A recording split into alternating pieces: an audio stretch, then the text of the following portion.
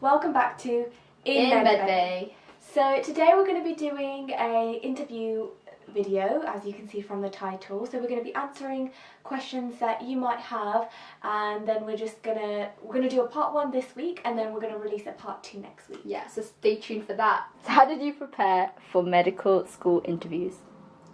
So I think if you've got to this point and you've got to this video, you've probably already looked at a lot of stuff. So definitely the medical school interviews books, which you can just get off Amazon. I'll put a link in the description down below to link to the links to some of the books. So they're really good for practice. So I do recommend practicing loads of different types of questions, just so that you don't need to be able to rehearse your answers, because that might sound a little bit bad. But as long as you've got some points, especially if you're like one of those kind of persons that's gonna freeze up on the interview, so it might be worth practicing some questions and getting confident at answering different questions. Also, at one point, I think it's really a good idea to record yourself answering a question, so that you can see like little things that you do, such as maybe fiddling with your hair, or you look down, you don't look at the person straight in the eye. That also might help, and these little things you can pick up on a recording of yourself, because other people might not point it out for you, and then you can improve on that yourself. And also it will make it more official when you're practicing the exam questions, make it more like the interview style. Okay, another big tip, I think, especially around your interviews, it's really important to be well read on the news. So all of the BBC health news is really good, and just keep yourself up to date with what's going on, like any MPs or anything that's released any new news about the NHS, or any new drugs that are being tested and trialled. It's really good, because they might ask you a question about something that's happened in the past, and if you've got some knowledge on that, that just makes you look more prepared. Not even prepared, just like more knowledgeable about the atmosphere that you're about to enter when you get into med school. So I really think it's worth doing that. Another big tip that I have is looking at videos like these and other YouTubers. One YouTuber that I really liked watching was Ali Abdaal. You may have seen some of his videos already, but he has a really good series on medical school interviews, and it literally has all of the different topics that you could possibly want.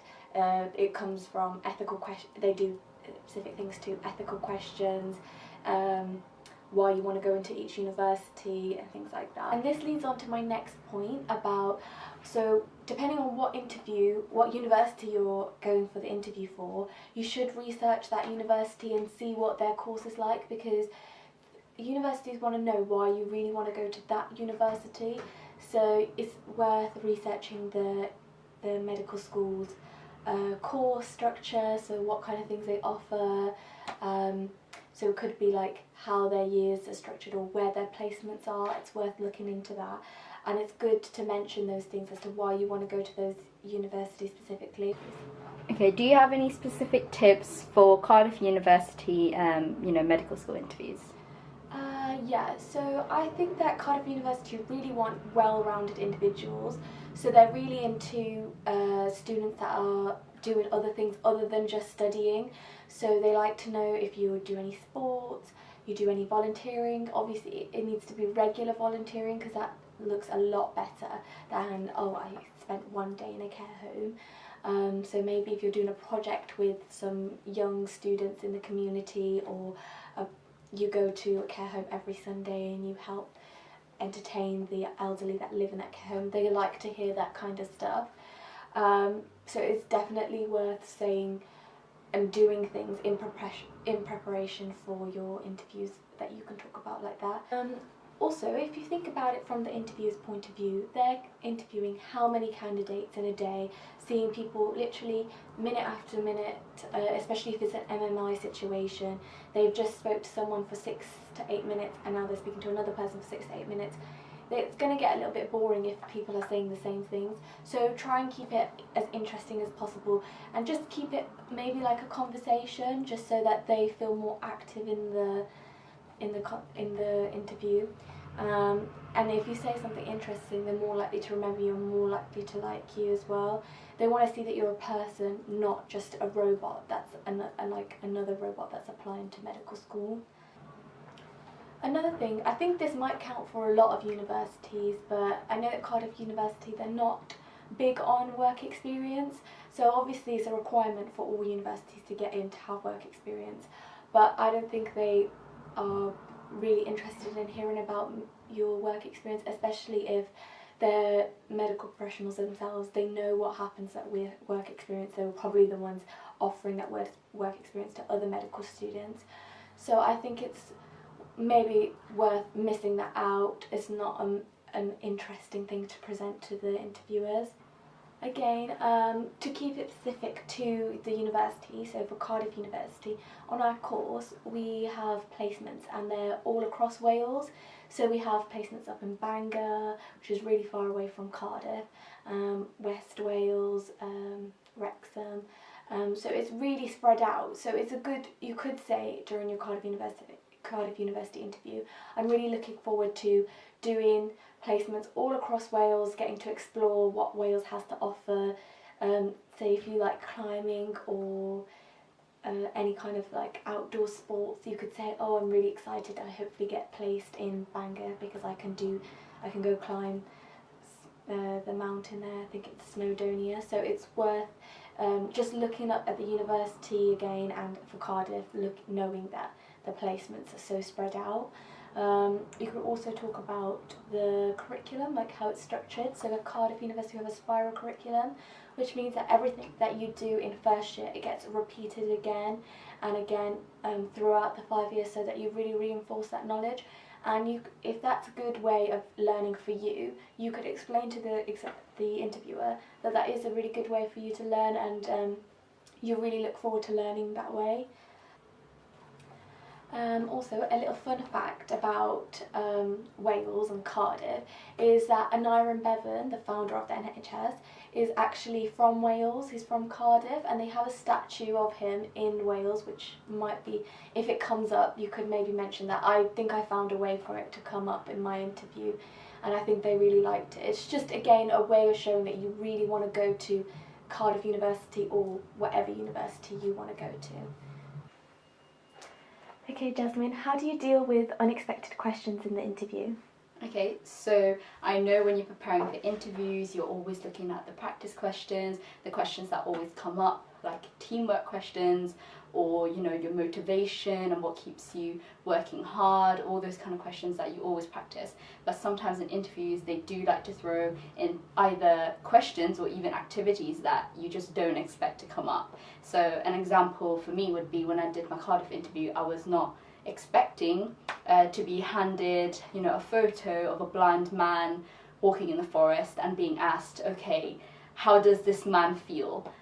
So that was quite unexpected for me. So my first tip would be, don't panic, because you don't want to panic and you don't want to freeze and you don't want to, kind of have that expression on your face that you are, surprised and worried.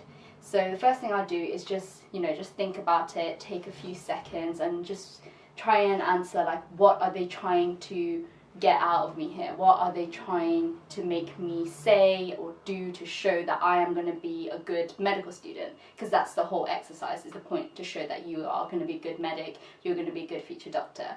So that's my first point. So once you know, okay, so maybe they're trying to ask about my empathy, or maybe they're trying to ask about my people skills, or maybe trying to ask about my problem solving abilities. So once you found your theme of the question that they're asking you, then you can build from there and be like, okay, so if it's about people skills, what experience do I have with people skills that I can add into my answer to back my point up? So I can't just be like, oh, I'm good at people skills. You have to have an example to back you up.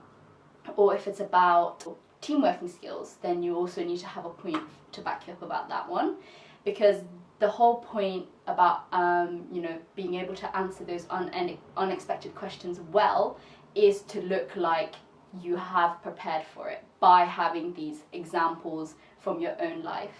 And remember, the whole point of unexpected questions is that they are, they don't want you to be prepared for it. They don't want to hear another robotic, well-rehearsed answer. They want to hear something genuine, and that is what you should give them. You should give them your genuine thoughts, your genuine opinions maybe, and just be honest, because that's what they want to see, like the type of person you truly are, and they will just be happy with that. The fact that you've had a go, the fact that maybe you are, if it was something about a topic that you don't understand, maybe they just want to hear that you'll give an honest answer, like, you know what, I really don't know much about this, but if I had to guess, I would guess that it was this. And if you answered it like that, they'll be like, it doesn't matter if you got the actual thing wrong. They'll be like, wow, this person has shown me that I'm able to take the responsibility of not knowing.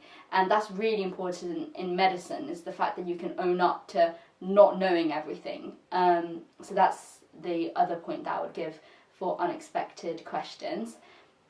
And if we could go back to the example I gave you about, the blind man in the forest, and I was there, I was shocked. And I went through the steps. I was like, okay, what are they going to ask me? Clearly, this is about empathy and about, being able to be in someone else's shoes. So once I got that down, I was like, okay, right, so now it's time for me to answer. So, I had to give a balanced answer as well. So first I said all the more negative emotions this man might be feeling, and then I backed up with all the positive things he might have in his life, like support, and maybe he does enjoy walking in the forest. That's something he really likes to do. So always give a balanced answer if you're not sure, and remember the steps of what are they trying to ask me, what do they want to know about me with this particular question. Okay, the next question is how to answer ethical questions well. Okay, so the whole thing about ethical questions is that usually they ask you a question that has a dilemma, so which means either one-sided answer is going to sound bad and the other opposite spectrum answer is going to sound bad.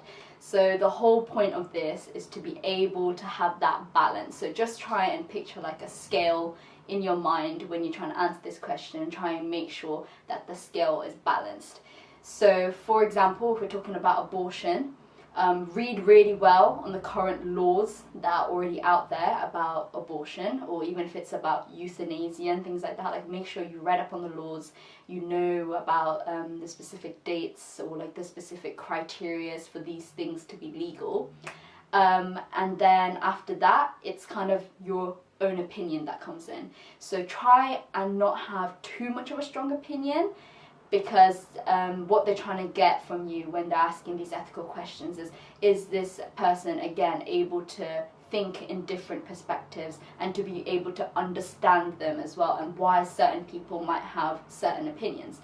So you say your opinion first, and you'd be like, but some other people might believe this, and they believe it because of these points, and it is fair for them to believe that. So you want to have balanced opinions. And I'd say resources that are really, really good for these ethical dilemmas is, again, any UK CAT book in the situation judgment section, as well as Medic Portal. I think Medic Portal has really, really good ethical scenarios on there that you can go into and read about, and try and remember all these different points for all these different situations. So what I'd like to do when I was studying all these ethical dilemmas is to make mind maps. So you have let's say abortion here, euthanasia here, and then from there you have these pros and cons, the laws that exist, and try and remember these mind maps in your brains, because when you answer these questions you want to give at least 2 points for and 2 points for against, and revise the 4 pillars of ethics.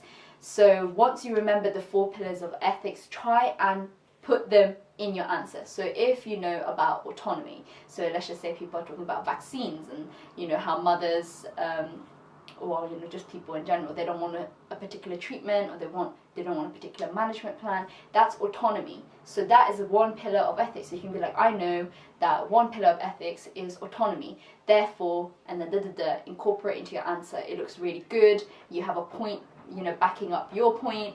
It makes it look solid, and that's the way to tackle these ethical dilemmas. Okay, so that's it for this week's video, and like we mentioned before, there's going to be a part 2 and many more questions as well that you might be interested in. Lots more tips coming out. So give us some feedback about what you thought about this one and any other questions you might have for maybe a part 3 if you guys really want that. So subscribe, comment, like. That's all from us in Medbday. Okay, I think that's fine.